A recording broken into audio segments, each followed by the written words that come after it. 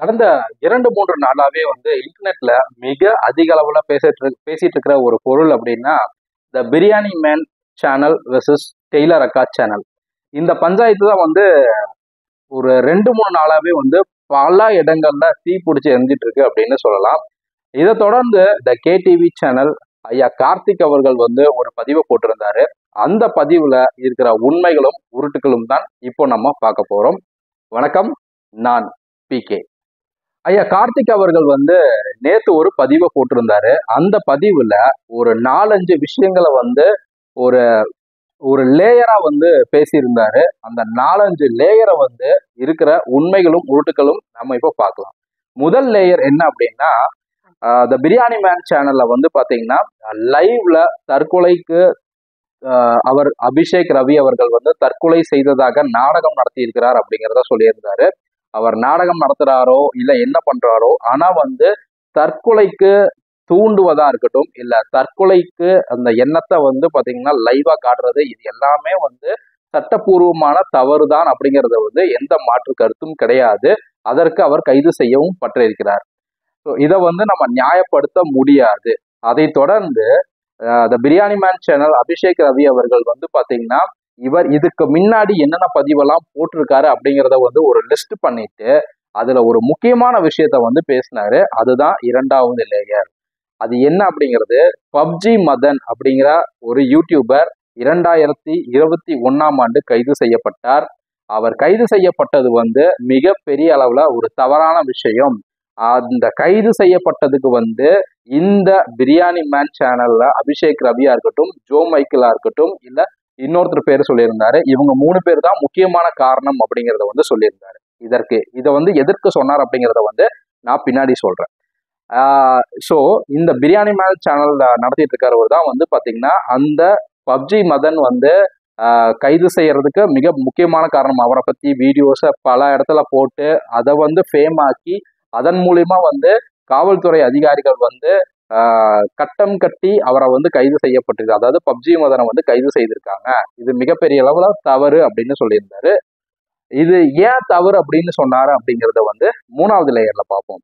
3வது லேயர் என்னன்னா, இந்த மாதிரியான யூடியூபர்ஸ், அதாவது டெய்லர் அக்காவா இருக்கட்டும், இல்ல அந்த பப்ஜி மதனா இருக்கட்டும், இல்ல பிரியாணி சேனல் நடத்திட்டு இருக்கிற அபிஷேக் ரவியா இருக்கட்டும், இவர்கள் எல்லாருமே யூடியூப்ல வந்து காசு சம்பாதிக்கிறதுக்காக தான் இந்த மாதிரி விஷயங்களை பண்றாரு அப்படிங்கிறத வந்து அவரே சொல்லிக்கிறாரு. இதுல வந்து இன்க்ளூடிங் ஐயா கார்த்திக்குடைய த கேடிவி சேனலும் தான். இதை நான் ஏன் சொல்றேங்கிறத பின்னாடி நான் சொல்றேன். இப்போ ஐயா கார்த்திக் அவர்கள் வந்து இந்த மாதிரியான விஷயங்களை சொல்லிட்டாரா, அதற்கு என்ன சொல்றாருன்னா, அரசாங்கத்தினால இத்தனை இளைஞர்களுக்கும் வேலை தர முடியாது, அதனால இது போல திறமையை காட்டுறதா இருக்கட்டும், இது போன்ற ஒவ்வொருத்தரும் அவர்களுடைய சொந்த சுயதொழில் ஆண்டர்பிரனரா உருவாகிறதுக்கு இந்த யூடியூப் மற்றும் சோசியல் மீடியா பிளாட்ஃபார்ம்ஸ் வந்து மிகவும் உதவிகரமாக இருக்கு. அவங்களுக்கு தெரிஞ்ச விஷயத்த வச்சு அவங்க சம்பாதிக்கிறாங்க. இது வந்து எந்த வகையிலும் தவறு கிடையாது அப்படின்னு வந்து ஐயா கார்த்திக் அவர்கள் சொல்றாரு. இது மேலோட்டமா பார்க்கும்போது இது கரெக்ட் தான் அப்படிங்கிறது தோணுது. இந்த இடத்துல வந்து நம்ம சில விஷயங்களை வந்து ஐயா கார்த்திக் அவர்களுக்கு வந்து சொல்லணும். ஐயா கார்த்திக் அவர்களே, திறமையை காட்டுறது வந்து தவறு கிடையாது. ஆனா அந்த திறமையை காட்டுறங்கிற பேர்ல அளவுக்கு மீறி வன்மமாகவும் வன்முறையாகவும் பல விஷயங்களை வந்து யூடியூப்லயும் சோசியல் மீடியாலையும் செஞ்சுட்டு இருக்காங்க அப்படிங்கிறது தான் நிதர்சனமான உண்மை. இதை வந்து ஐயா கார்த்திக் அவர்களுக்கு வந்து தெரியுமா, இல்ல தெரிஞ்சு வேணும்னே வந்து ஆதரிக்கிறாரா அப்படிங்கறது வந்து நமக்கு தெரியல. டிக்டாக்கை வந்து ஏன் பேன் பண்ணாங்க அப்படிங்கிறது வந்து ஒரு விஷயம் என்னன்னா, அது வந்து சைனா ஆப் அப்படிங்கறதெல்லாம் வந்து பாத்தீங்கன்னா எனக்கு அதுல உடன்பாடு கிடையாது. ஆனா டிக்டாக்ல வரம்புக்கு மீறி பல விஷயங்கள் வந்து நடந்துட்டு இருக்கு அப்படிங்கிறது வந்து ஒரு உண்மையான விஷயம். அதற்காக தான் டிக்டாக்கை பேன் பண்ணாங்க அப்படிங்கறத நான் சொல்ல வரல. ஆனா இதுவும் ஒரு காரணம். அதனால அதை பேன் பண்ணது நான் சரி அப்படின்னு சொல்றேன். இதே போலதான் இப்ப இன்ஸ்டாகிராம் ரீல்ஸா இருக்கட்டும், யூடியூப் ஷார்ட்ஸா இருக்கட்டும், இல்ல ஃபேஸ்புக்லயா இருக்கட்டும், ஃபேஸ்புக் ஸ்டோரிஸா இருக்கட்டும், இதுல எல்லாத்துலயுமே இந்த மாதிரியான பல வரம்புக்கு மீறிய விஷயங்கள் நடந்துட்டு இருக்கு. இதை வந்து நம்ம திறமைன்னு சொல்ல முடியாது. அதை வந்து திறமை அப்படிங்கிற ஒரு கூட்டுக்குள்ள அடைச்சிங்க அப்படின்னா அப்ப நம்ம என்ன பண்ணாலுமே அது திறமைதான் அப்படிங்கிறது வந்து போகும். கொலை பண்ணாலும் அது திறமைன்னு சொல்லுவான், அப்படிங்கிறத வந்து ஐயா கார்த்திக் அவர்கள் வந்து புரிஞ்சுக்கணும். இன்னொரு விஷயம் வந்து ஐயா கார்த்திக் சொல்றாரு, பப்ஜி மதன் வந்து அவர் திறமையை காட்டி சம்பாதிச்சாரு, இதுல தவறு கிடையாது.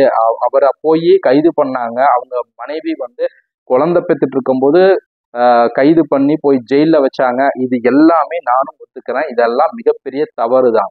பப்ஜி மதன் தவறு செஞ்சா பப்ஜி மதனை கைது பண்ணணும். அதற்கு உடந்தையாக அவர் மனைவி இருக்காங்க அப்படின்னா அது எப்படி எப்படி கைது செய்ய வேண்டும் அப்படிங்கிறது வந்து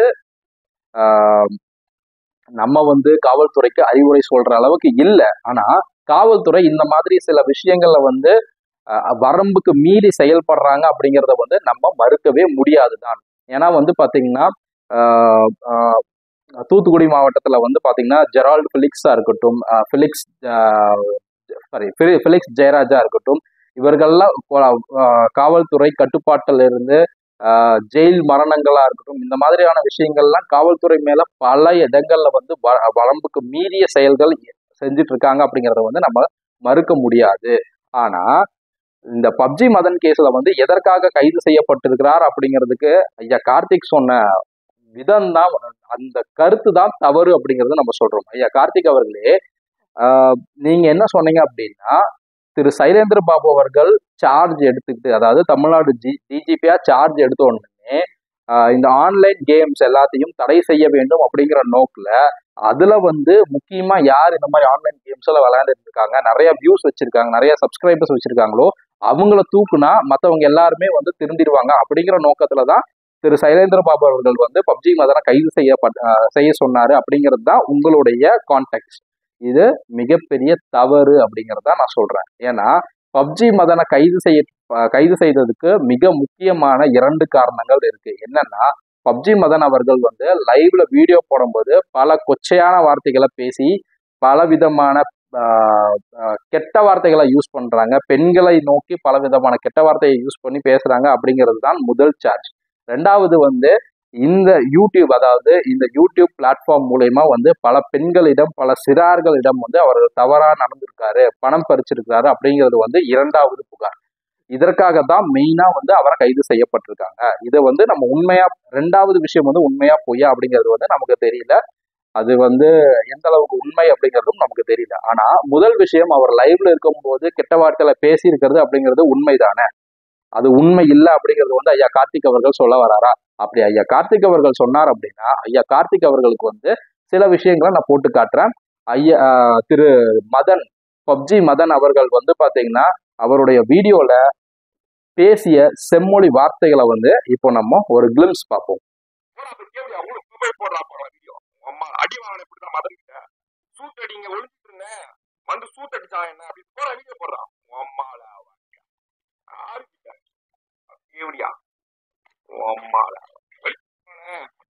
பண்ணா சூத்தடிச்சா வந்து மதர் பிளான் பேப்பர் போனாலும் புளுத்தியான் புளுத்தி புட்டே இன்னைக்கு வந்து பெரிய ஊம்பு புளுத்தி எப்படியா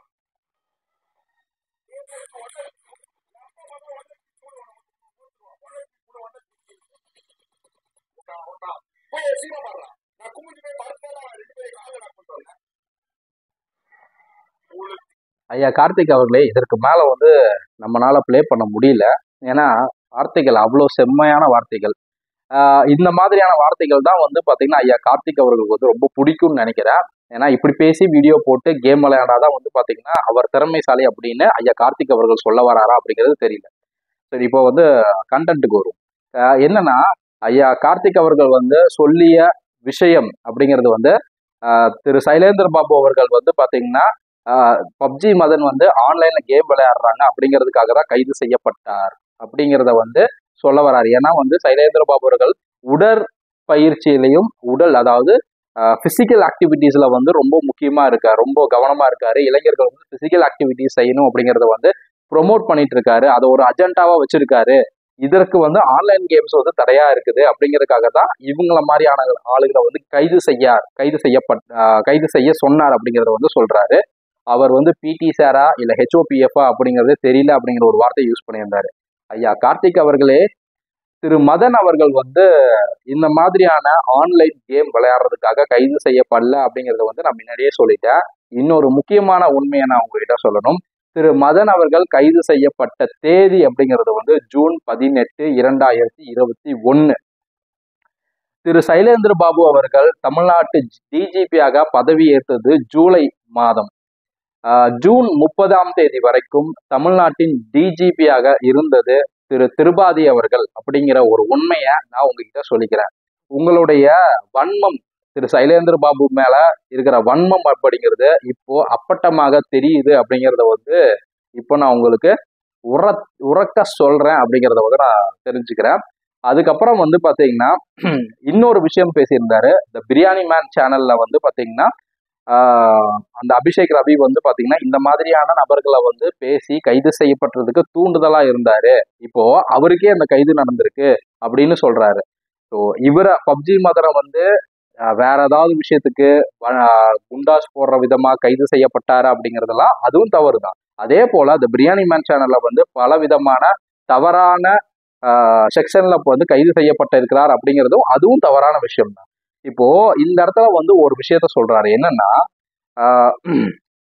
இந்த மாதிரி பிரியாணி சேனல் அபிஷேக் ரவி எல்லாம் வந்து பாத்தீங்கன்னா பல நபர்களை வந்து விமர்சனம் செஞ்சு அதன் மூலியமா பொழப்பு நடத்துற இந்த மாதிரி ஆளுகள்லாம் வந்து இருக்காங்க அப்படின்னு சொல்ல வராரு. இந்த இடத்துல வந்து இதுதான் 5வது லேயரா நம்ம சொல்ல வரோம்.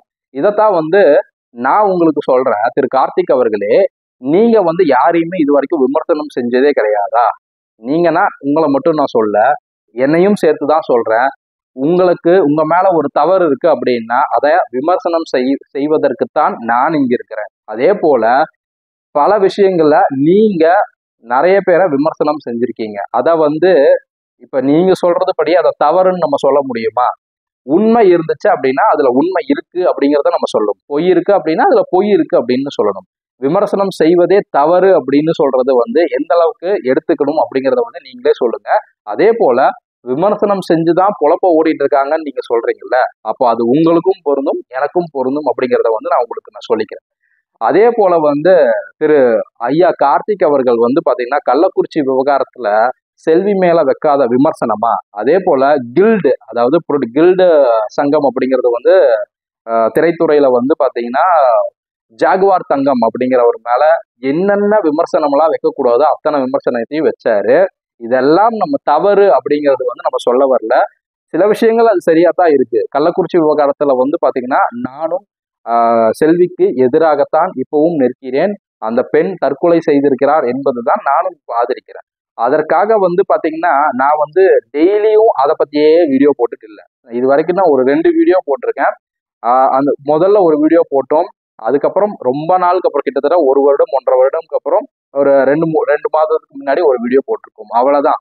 இது நம்ம என்ன சொல்ல வரோமோ அதை மட்டும் சொன்னால் போதும் அப்படிங்கிறது தான் நம்மளுடைய ஸ்டாண்டு. இதை தாண்டி வந்து செல்வி யாரு, செல்வியோட பர்சனல் லைஃப் என்ன, இதெல்லாம் வந்து நமக்கு தேவை கிடையாது.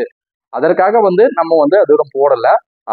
ஆனா வந்து கார்த்திக் அவர்கள் வந்து பாத்தீங்கன்னா இன்னுமே வந்து அந்த அப்டேட் கொடுக்குறங்கிற பேர்ல வந்து பல நபர்களை வந்து கழுவி ஊத்திட்டு தான் இருந்தாரு.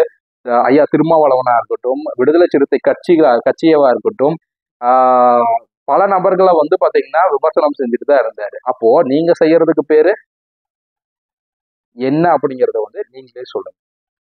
ஸோ இந்த விஷயங்களை தான் வந்து ஐயா கார்த்திக் அவர்களுக்கு நம்ம வந்து ஒரு கேள்வியா வைக்கணும் அப்படின்னு நினைச்சோம். கேள்வியா வச்சிருக்கிறோம்.